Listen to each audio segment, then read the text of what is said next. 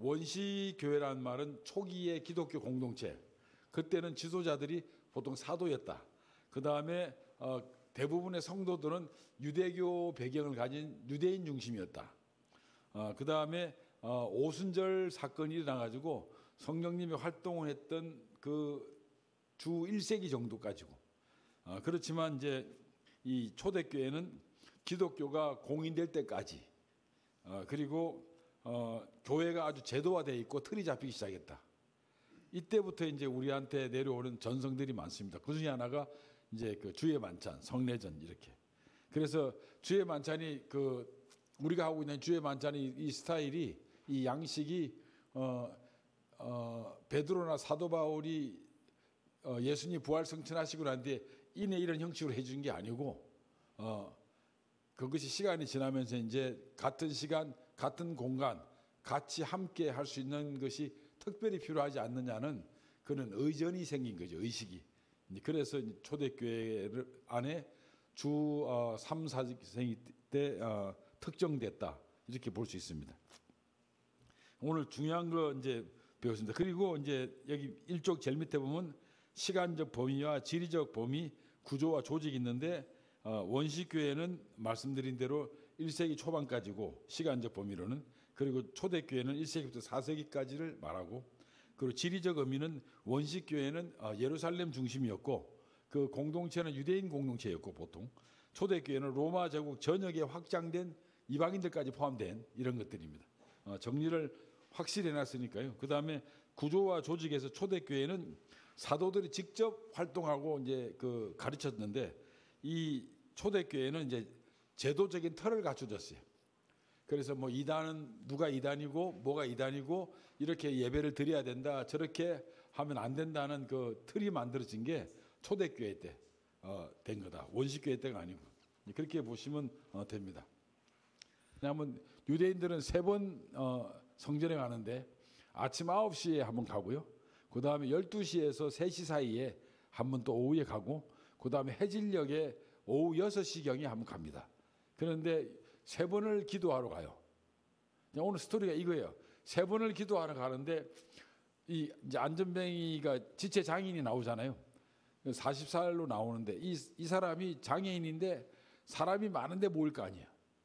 사람이 많은데 모이는데 성전에 이제 가는데 앞에 앉아 있는데 사람이 없는 데서는 절대로 이 사람 구걸을 할 필요가 없죠.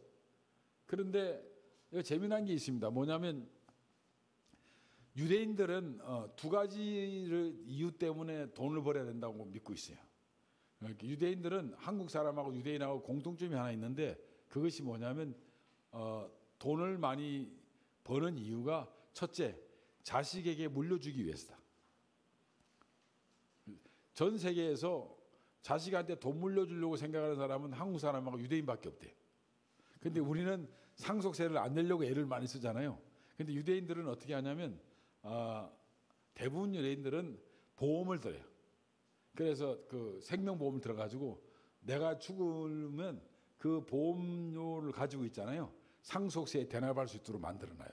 아버지, 엄마들이. 이 재산은 그대로 살아있는 거예요. 근데 한국 사람들이 요즘에 이제 그렇게 하는 사람이 있다고 하더라고요. 재산 있는 사람이 그렇게 하는 거고, 그래서 그렇게 물려줘요. 계속 또 동일한 재산을 물려주죠. 그래서 그 부모들이, 그 엄마 아버지들이 그 보험을 꼭 들어요. 그래서 생명보험을 다 들어요, 거의 다. 그 부자들은. 그래서 죽고 나면 요 재산은 손도 안 대고 그대로 물려줄 수 있고, 요 생명보험 돈 가지고 재산세를 낼 수 있거든요. 상속세를 낼 수 있게. 그리고 두 번째가 뭐가 있냐면 체다카라는 저금통이 있는데, 그 이제 체다카라는 말이 이제 공이라는 뜻이, 선이라는 뜻인데, 의라는 뜻인데, 자선을 하기 위해서 돈을 벌어요. 유대인들은 그 자선에 아주 발달됐어요. 그래서 유대인들의 종교심의 그 발로가 뭐냐면 하나님께서 이웃을 사랑하라고 그랬다, 이웃과 나누라고 그랬단 말이에요. 근데 이 사람들이 지금 3번이나 하루에 3번을 기도하러 갈 거 아니에요. 그러면 종교심이 강한 유대인들이 예루살렘 성전에 3번이나 기도하러 가다 보면 그 앞에서 거지가 있어요. 장애인이 있어요. 그러면 그 사람한테 그 사람의 이 욕구를 보고 그냥 지나갈 수는 없잖아요. 필요한 걸 보고. 그래서 아주 절묘한 거예요. 거기는 아주 제가 보기에는요, 아주 상상력을 아주 엉터리로 동원해 보면 이 사람은 아주 그 요지의 인물이야. 그게 또 옆에 사람까지 보조로 와서 앉혀놓잖아, 그지? 데려다 놓았다고. 그 사람 인건비도 다 계산해 줘야 될 거 아니야. 오늘날 이야기하면 그게 아주 요지 자리인 것 같아요. 그 아마 다른 장애인이 가서 앉았다, 돌 맞았을 것 같아. 그건 아주 요지예요. 그런데 또 거꾸로 이야기하면 이 사람이 몸이 낫고 난 뒤에 막 뛰어다녔다고 그랬잖아요. 비록 거기서 자기가 돈을 받았지만, 이렇게 도움을 받았지만 그 사람 소원이 뭐겠어요? 자기 혼자 뛰면서 예배를 드리고 싶었을 거예요. 제사를 하나님께 한번 경배하고 싶어요. 그것도 유대인이니까. 그러니까 이제 뛰어다녔다는 이야기가 나오는 거죠. 그러니까 얼마나 기뻤었겠어요. 그런 걸 스토리를 생각해보고, 그리고 여기서 또 하나 요약을 하는 겁니다. 또 하나 뭐냐면 그냥 뭐라고 해요? 혹시 퀴즈 내겠습니다. 뭐라고 하면서 다 일어나라고 그랬습니까? 누구의 이름으로? 나사렛 예수? 그렇게 했어요? 나사렛 예수 이름으로 일어나라고 그랬어요? 나사렛 예수 그리스도의 이름으로 일어나라고 했어요. 이게 오늘 핵심입니다. 핵심이. 나사렛 예수는 별 볼 일 없어요. 그 아주 별 볼 없는 사람을 이야기할 때, 인간 예수를 이야기할 때, 불쌍한 사람을 이야기할 때, 힘없는 사람을 이야기할 때 이제 그 지칭하는 용어기도 한데, 나사렛 예수가 나사렛 예수 그리스도라고 붙여버려요. 이게 너무 이 센세이션입니다. 그 많은 유대인들 앞에서 나사렛 예수, 그러니까 다른 말로 하면 너네가 죽였던 나사렛 예수가 그리스도다. 그분의 능력으로 네가 걸어가라, 이렇게 얘기하는 거예요. 이 표현은 원래 예수님께서 그런 표현을 썼잖아요. 일어나 걸어가라 하는 용어를 쓰는데, 이 용어가 아주 이 사도들이 그대로 쓰는 거예요. 지금 일어나 걸어가라 하는 말을 곳곳에서 예수님이 하시거든요. 그런데 이 사역의 의미를 사도들이 그대로 그 용어를 써버려요. 그냥 나사렛 예수 그리스도의 이름으로 걸어가라. 그래서 기억해야 되시는 게, 지난 시간에도 말씀드렸지만 예수 그리스도라는 말과 주 예수 그리스도가 다르듯이 그 앞에 또 나사렛 예수 그리스도라고 나왔잖아요. 그러니까 이거는 아주 별 볼 일 없는 너네가 생각했던 그 나사렛에서 뭐 그게 나오겠냐고 했잖아요. 그 나사렛에 너네가 별 볼 일 없이 죽인 그 사람이 바로 그리스도라는 걸 이야기하는 거예요. 그러니까 많은 사람들이 막 북적북적거리면서 들어갔을 거 아니에요. 그 안으로요. 들어가는 건데 다들 뭐 돈 좀 꺼내고, 안 그러면 뭐 모르고 그냥 지나가는 척하고 하는 사람이 있을 건데, 내가 은과 검은 없어도 나사렛 예수 그리스도 이름으로 걸어가라 그러니까 옆에 사람들이 전부 다 미쳤다 그럴 거 아니야. 이 뭐 하는 거냐고 지금. 아니 나사렛 예수는 그 엉터리인데 우리가 잘 죽었다고 생각하는데, 그 사람이 뭐 그리스도라고 그러고 그 사람 이름으로 걸어가라 그러는데 또 벌떡이라도 걸어가잖아요. 이게 이제 첫 번째 제일 큰 사건이에요. 우리가 보기에는 많은 사람들이 이 나사렛 예수 그리스도 이름으로 걸어가라는 이야기에 강점을 두는 게 아니라 그 사람이 걸어간 거에 대해서 강점을 두는데, 설교의 포인트를 맞춘 사람도 있고 거기에 의미를 두는데, 물론 그것도 맞지요. 그러나 주변을 생각해 보세요. 마치 가이사라 빌립보에 베드로하고 예수님이 걸어가는데, 야 너는 사람들이 나는 누구라 그러냐 하니까 뭐라 그런다니까, 그러면 너는 나를 누구라 그러냐 그러니까 주는 그리스도의 살아계신 하나님의 아들이라 하잖아요. 이게 뭐냐면 그 계룡산 가보셨어요? 계룡산. 그런 데 가면 막 지금은 없는데 옛날에 가면 막 촉 펴놓고요, 구멍 난 데서 여기저기서 막 이 무당들이 막 이렇게 하는 데 있는 거예요. 비슷한데요. 가이사라 빌립보가요, 그 신전이 제일 많은 곳이었어요. 왜 신전이 많냐면, 신전이 많은 곳은 사람이 많이 모여야 되잖아요. 사람이 많이 모이려면 자연적으로 물이 많아야 돼요. 거기에 물이 제일 많아요. 물이 많다 보니까 사람이 모여요. 사람이 모이다 보니까 신전이 많이 져요. 아니 어느 바보가 사람 없는데 저 산 꼭대기에 신전을 짓겠냐고요. 사람이 많다? 그 물이 많은 거예요. 물이 많은 곳에는 꼭 사람이 많고, 그러다 보니까 거기 사는데 모두 다 이러고 있어요 지금요. 그런데 아주 별 볼 일 없는 거지같이 생긴 두 사람이 가면서 너는 나를 뭐라 그러니? 그러니까 뭐라 그러냐면 주는 그리스도의 살아계신 하나님의 아들이라는 거예요. 그러니까 이게 무당들이 이 손 밀고 있다가 얼마나 웃었겠어요. 베드로가 그렇게 믿음이 뛰어난 거예요. 전부 다 정신병자라고 생각했을 거예요. 그 주변에서, 그 가이사라 빌립보에서 그런 식이. 여기에 지금 그 베드로가 예수님에 대한 신앙이 확실했다가 예수님이 이 땅의 메시아인 줄 알고 기다렸다가 그냥 돌아가시는 걸 보고 이 사람은 아니구나 하고 마음을 접었다가 예수님이 부활 성천한 것을 보고 이제는 다시 마음을 잡고 그 성령을 받아서 그 나사렛 예수 그리스도 이름으로 걸어가라고 하니까 옆에 사람 다 놀란 거예요. 어마어마하게 놀란 거죠. 그러니까 여러분 상상력이 있어야 됩니다. 성경을 읽으실 때는 상상력이 있어야 돼. 그냥 단둘이 걸어갔는데 앞에 앉아 있으니까 했다. 그건 말은 되지만 그게 수입이 좋으니까 사람이 가서 앉혔을 거고 사람이 여기 하루에 3번 절하러 가니까 그 예배드리러 가니까 그 제사지는 왔다 갔다 하니까 그 자리가 얼마나 몫이 좋은 거예요. 또 미문이라는 게 그 문 중에 제일 아름다운 문이에요. 그래서 미문이란 말이 그런 설이 있는데 제일 요지라고 요지. 그러니까 이 동양도 아주 확실한 데서 하는 거예요. 그런데 거기서 그 베드로가 별볼이 없는 베드로가 나사렛 예수 그리스도 이름으로 걸어가라는 거예요. 그러니까 주변의 사람들한테 이거는 그 사람한테 걸어가는 게 아니라 그 사건을 통해서 여러 사람한테 최초로 복음을 전한 거예요. 너네가 죽인 이 나사렛의 예수라는 사람이 바로 우리가 기다리던 그리스도다. 이렇게 이야기한 거예요. 그래서 그게 이제 큰 사건이 되는 거죠. 또 그 사람이 또 봐요. 얼마나 좋겠어요. 그러니까 막 뛰어다니면서 그냥 지나갔겠어요. 나 걸어다닌다, 뭐 한다고 얼마나 말을 많이 했겠어요. 그러니까 그냥 복음은 그 사람 속에 다 돼버리는 거죠. 그 안에서. 이제 그렇게 이제 그 이미지를 갖고 있으라. 자, 그래서 성경을 읽으실 때 이잡듯이 읽어야 됩니다. 이게 뭐지? 왜 이게 있지? 그러니까 제 구시에 갔다. 그 왜 구시라고 썼지? 보세요. 당연히 그 사람들이 제사 지는 시간이고 12시부터 3시 사이니까. 그리고 그 아침에 있고 저녁에 있고 그러니까 사람이 많이 붐볐을 거고 또 예수님에 대한 호칭을 앞으로는 성경을 읽으실 때 이렇게 다 이렇게 표시돼 가지고 이 사람 어떻게 불렀는가. 지난 시간에 제가 그랬잖아요. 이스라엘 사람들하고 그랬잖아요.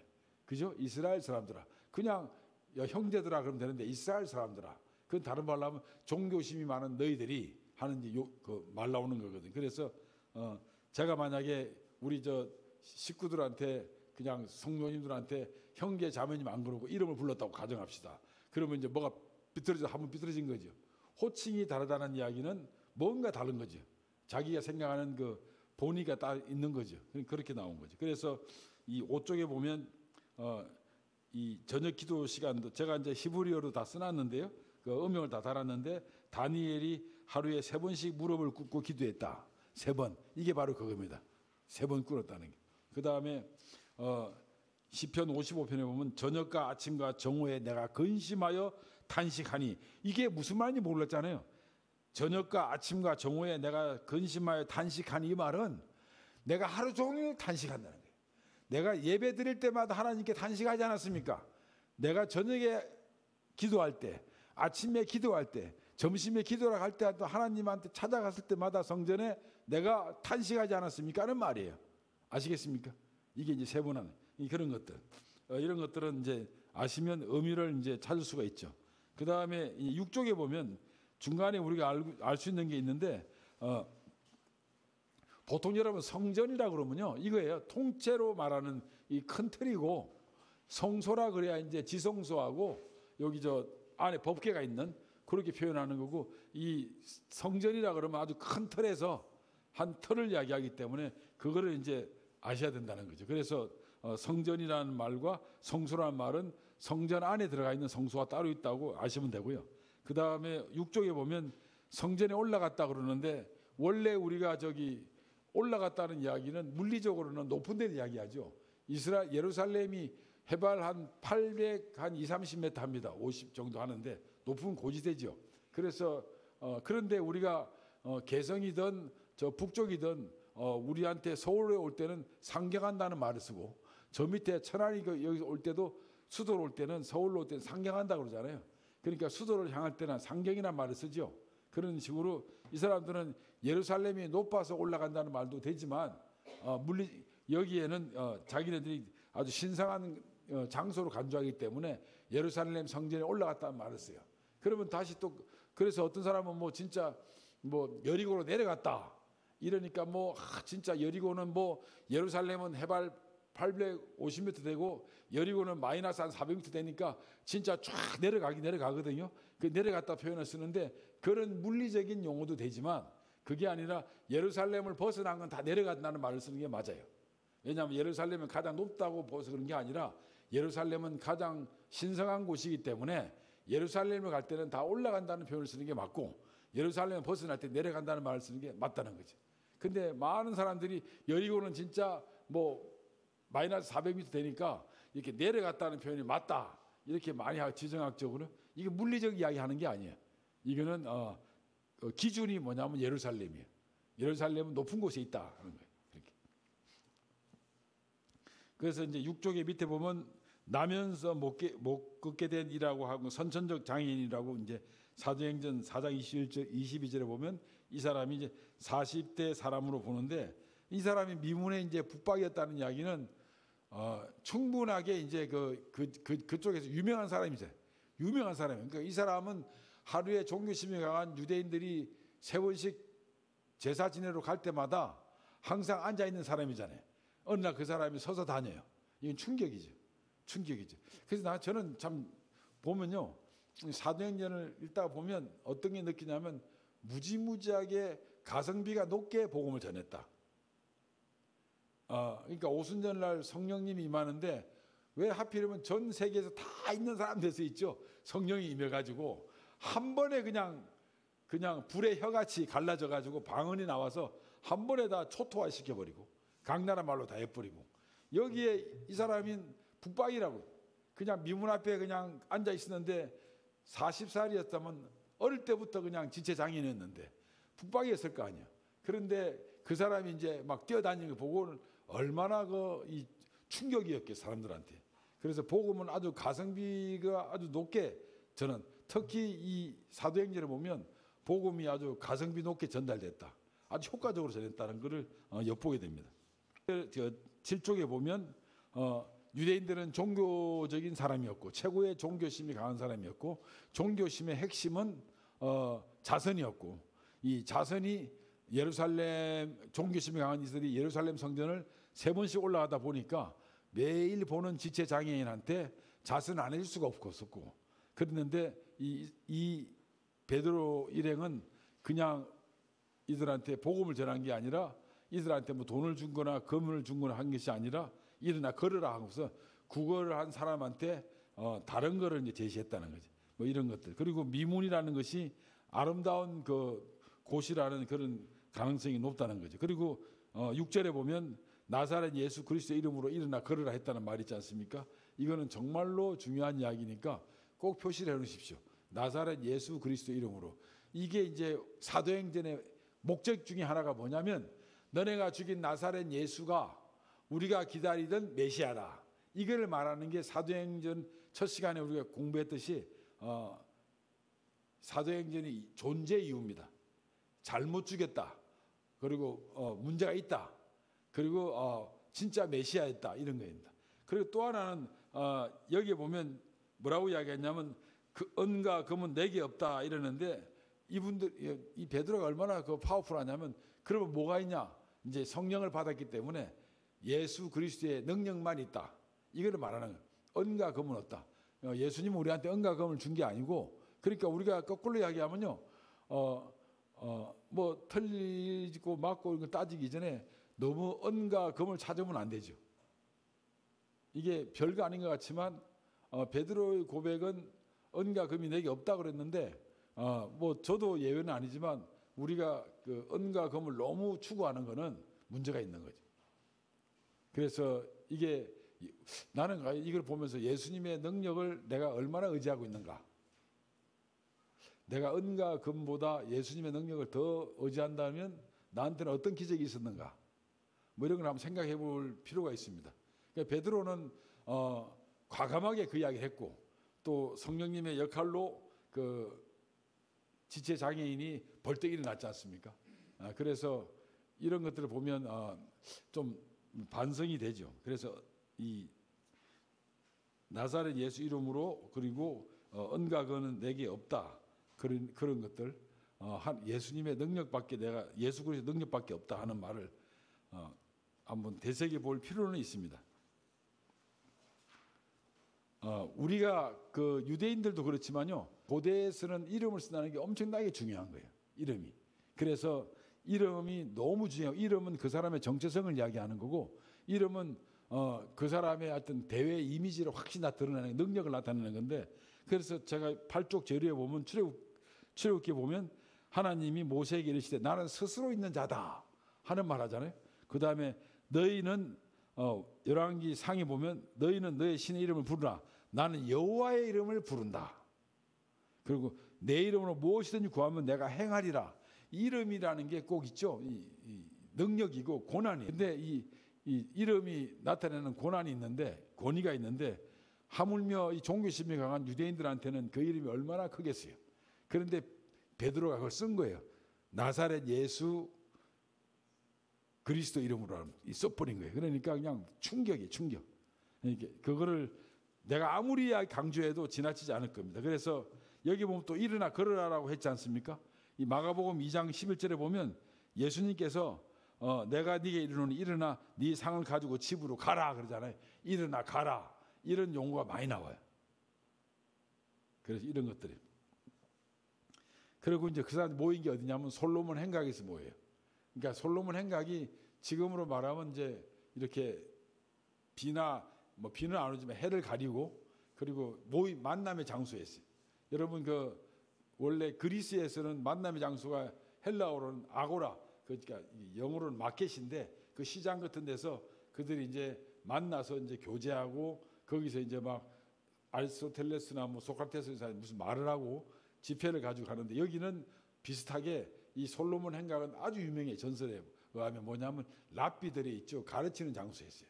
여러분 이렇게 해야 됩니다. 저렇게 해야 되면서 많이 훈시하고 하는데, 그래서 이 아주 유명한 장소였고 사람이 제일 많이 모이는 곳이 솔로몬 행각이었어요. 자, 이것도 이제 가성비가 높은 거예요. 이 솔로몬 행각에서 복음을 전하는 거예요. 솔로몬 행각에서 가장 유대인들이 많이 모이는 장소에서 또 복음을 전하는 거예요. 그래서 여기서 이제 여기에 정식으로 다 써놨는데, 여기서 이제 하이라이트는 뭐냐면 8쪽에 보면 13절 20절에 이제 나타난 이야기인데, 여기에 뭐라고 나오냐면 하나님의 종이라는 말이 나와요. 예수님을 가리켜서. 이거는 이제 중요한 포인트입니다. 여러분, 종이라는 거는 되게 비천한 이야기이기도 하지만, 종이라는 거는 속해 있긴 하지만 비천한 모습이긴 하지만 동시에 가장 이 충성스러운 사람이다. 충성스러운 모습도 있어요. 그런데 여기 보면 하나님의 종이라는 말을 써요. 그러면 하나님을 섬기는 분이라는 표현도 되지만 동시에 아주 하나님께 충성스러운 분이라는 표현도 되는 거예요.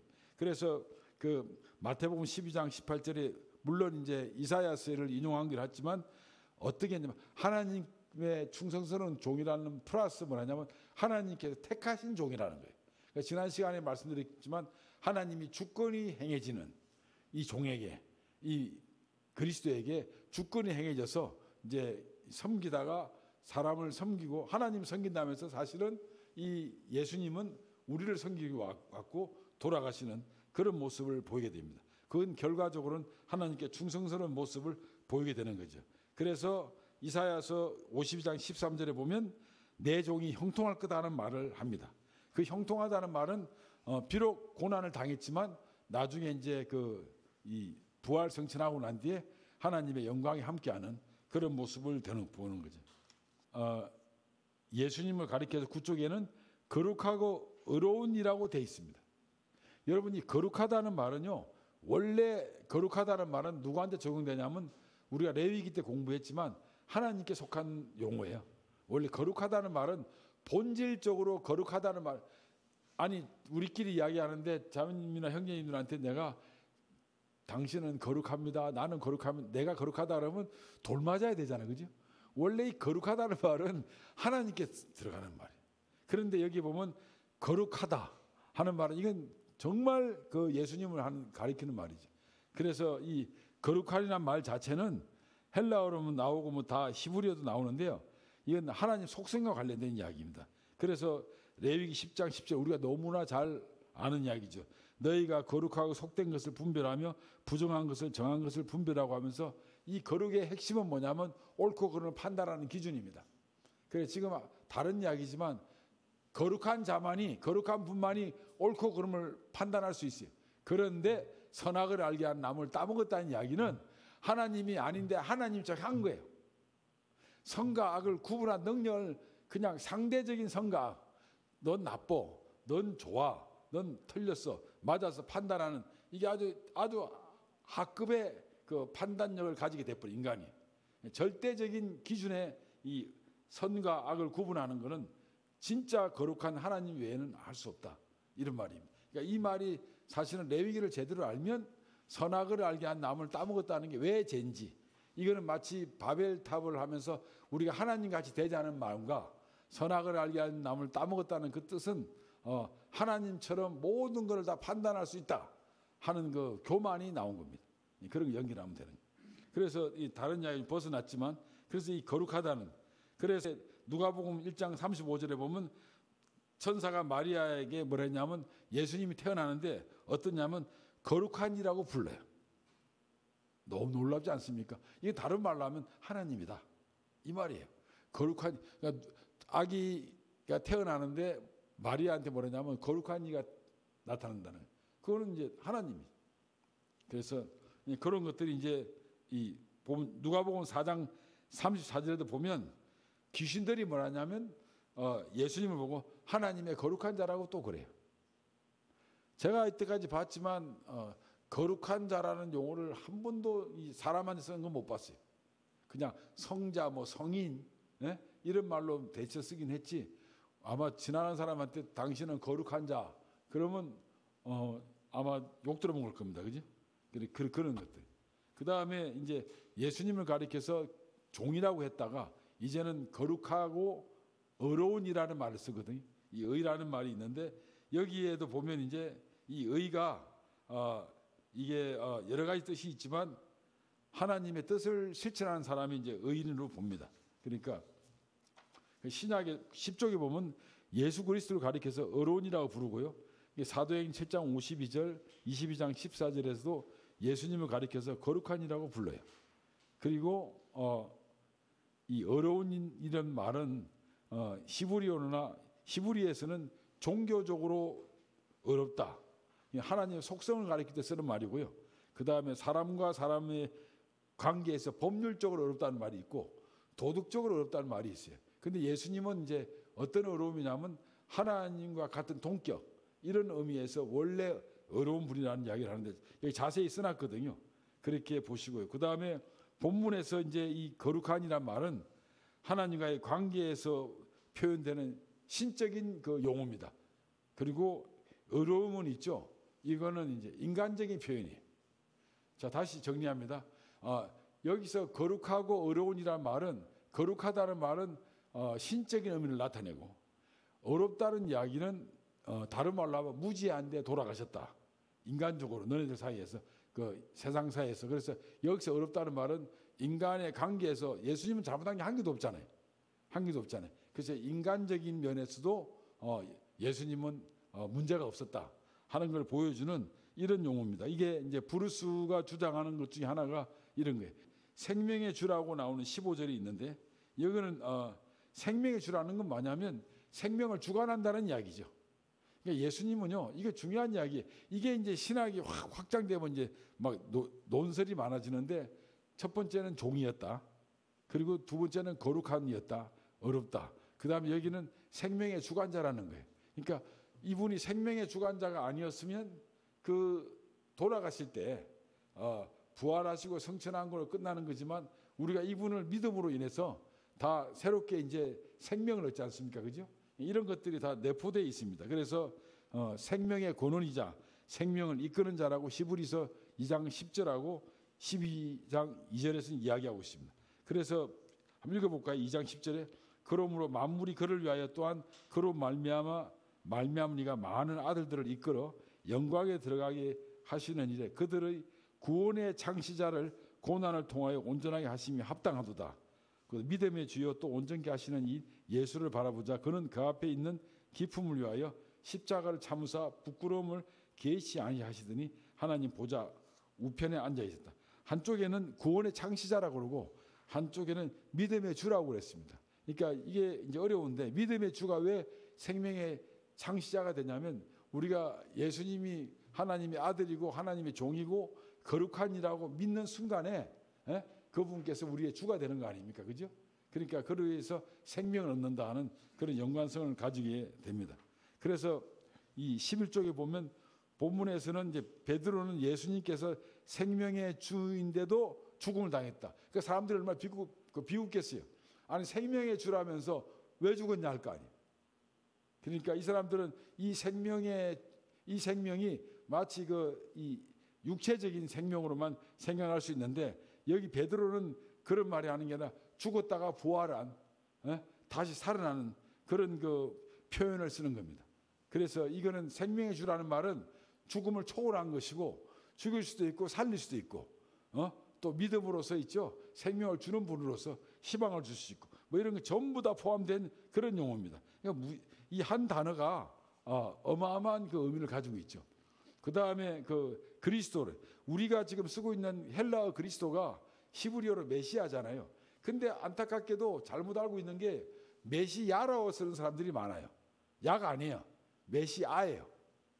메시아예요. 그래서 헬라어에는 그리스도가 히브리어에는 메시아예요. 근데 많은 데 보면 메시아로 나와요. 메시아, 야가 아닙니다. 메시아입니다. 그래서 이거는 기름을 부음받았다 해서 왕한테 기름 붓고 선지자한테 기름 붓고 대제사장한테 기름 부었다 그랬잖아요. 그래서 지금 보세요. 요엘서 2장에 보면 종이나 남여종 할 것 없이 비천한 자나 누구에나 기름을 부었다고 그러잖아요. 이 성령의 기름을 부었다는 이야기는 전통적으로 지난 시간에 이야기했듯이 전통적으로 구약에서는 기름 부음은 세 사람밖에 없어요. 세 직분밖에. 삼중직이라고 그래요. 세 가지 아주 중요한 직분이 있는 분한테만 하나님의 그 성령의 기름을 부어진다. 그 삼중직이라고 그러거든요. 그런데 이거를 탈피시킨 게 이제 이 오순절날 이후에 성령은 모두에게 기름을 부어졌기 때문에 이 기름 부은 너는 이제 왕이고 너는 제사장이고 너는 뭐 이제 예언자다 하는 그런 역할이 있는 거지. 전부 다 할 수 있는 게 이 만인 대제사장설이 나오는 거예요. 만인 제사장이 되는 거예요. 그래서 이 그리스도라는 말은 기름 부었다는 이야기인데 기름 부음 받은 자는 뜻인데 이것이 이제 예수님께서는 이 삼중직을 다 가지고 있는 거예요. 예언자, 대제사장, 왕으로서 이 왕은 바로 지난 시간에 했듯이 다윗의 후손으로서 왔지만 영원한 왕을 이야기하는 거고 그 다음에 이 예언이라는 거는 뭐 돌아가시면서 우리한테 남긴 일이 무지하게 많잖아요. 바른 길 인도하기 위해서 각성하고 촉구하고 믿기를 바라는 그런 마음이고 그 다음에 제사장이라는 말은 우리 대신 돌아가셔가지고 모든 거에 뭐 이제 혼자서 그냥 완벽한 양이 됐잖아요. 단번에 돌아가심으로써 그죠? 그래서 우리의 속죄물이 되시고 뭐 이런 모습을 다 가지고 있기 때문에 예수님에 대해서는 이 삼중직을 완벽하게 가지고 계신데 이게 이제 그리스도입니다. 근데 많은 사람들이 이제 메시아라고 쓰는데 메시아입니다. 그리고 이런 것들이 이제 쭉 내려오는 거죠. 그 다음에 11쪽에 제일 밑에 보면 예수라는 말이 있죠. 이거는 이제 여러분 이렇습니다. 지난 시간에 이야기했지만 예수라 그러면 인간적인 모습이에요. 그리고 이제 그리스도라 그러면 신성을 나타내는데 여기에 보면 또 예수라는 말을 써요. 20절에 보면. 그런데 이거 예수라는 말 자체는 예수와 요수와 이 말이거든요. 여호와는 구원이라는 뜻입니다. 여기까지만 하겠는데 다시 정리하면 이렇습니다. 오늘의 다른 건 다 잊어버리시더라도요. 한 가지만 기억하십시오. 뭐냐면 제일 핵심적인 게 나사렛 예수 그리스도의 이름으로. 너무 중요해요. 나사렛 예수가 그리스도로 연결되는 거예요. 근데 많은 사람들은 그게 관심을 안 두는데 그건 너무 중요해. 사도행전의 주 목적이 뭐냐면 나사렛 예수가 그리스도다. 너네가 나사렛 예수를 죽이지 않았느냐? 그분이 그리스도다. 그걸 계속 이야기하는 거예요. 계속 이야기하는 거예요. 그래서 사도 바울이요. 회당마다 들려가지고 복음을 전하는데 복음 너 어디서 왔냐니까 나 예루살렘에서 왔다. 어디서 왔다니까 그쪽 동네 어떠냐 이야기해보라고 회당에서 이야기하면 나 원래 율법 학자였고 내가 아주 그 율법에 아주 그 뛰어난 사람이고 공부를 많이 했고 그런데 내가 사람을 죽이고 막 앞장섰다. 그런데 우리가 나사렛 예수 죽이지 않았냐? 그렇다. 근데 그분이 알고 보니까 그리스도더라. 이래가 돌맞는 거예요. 이제 그까지는 전부 다 듣고 있다가 막판에 있잖아요. 그분이 그리스도다. 이래가지고 돌맞는 거예요.